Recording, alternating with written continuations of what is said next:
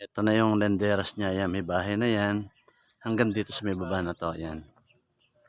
Yan, ito lenderas niyan. Yan, may mga puno yan. Nakikita nyo. Ito yung isang kalsada rito. Tapos may lote rin dito. Pag-reserve na dito, may nakakabili rito eh. Yan. Ito yung utol, ano? Oh, yan yung ito. Kalsada.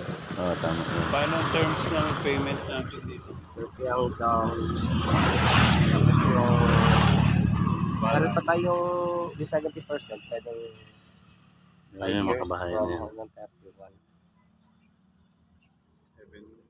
70%. Pero ang regular natin, 3 years.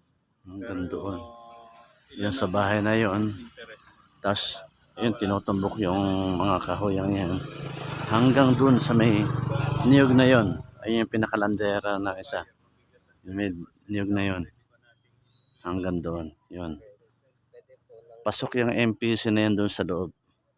Ang ating ano na yan, ating ano. Kasi paikot ito hanggang doon sa kabila. Yan. Yun. So, ayan. Mapapansin nyo, clear na. Yung mga bahay na yan, wala na yan, bayad na yan. So, ayan. Lahat ng clear na yan, yan yung binibenta natin phase 1. Okay? So, yun. Ito yung national, ito yung ano, barangay road. Na maraming dumadaan yan, yan, yan, yan. So, phase 1. So, ayan. Okay. Ayan. Hanggang doon yan sa may kabahayang yun. Yan yung pinaka lendero niya, lendero kung tawagin natin. So yun. Yun yung hanggang doon sa may baba na yun. So yan. Ito po may mga dumadaan dito mga ano yan. Meron na rin siyang street light.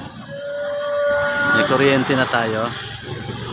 So hindi na tayo mahihirapan. Kung magpapagawa tayo, ito malapit lang tayo sa may palengke ng Alfonso. Ayan.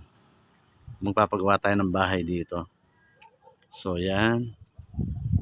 Okay. Yan. Ayun. Pupuntahan nila ang lendero doon. Okay.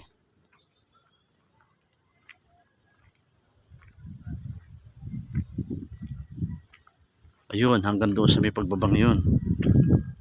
Ayun. Pinakalandera na yan. Ayan. Hanggang doon. Puntahan natin yan. Nakarin natin.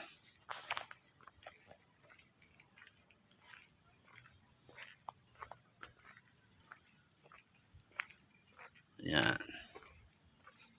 So yan, barangay road, mga kabahayan na yan, no. Yan, kung mapapansin nyo, mga kabahayan na yan, no. Yan. Yan, mga bahay na yan. Okay, update ko kayo.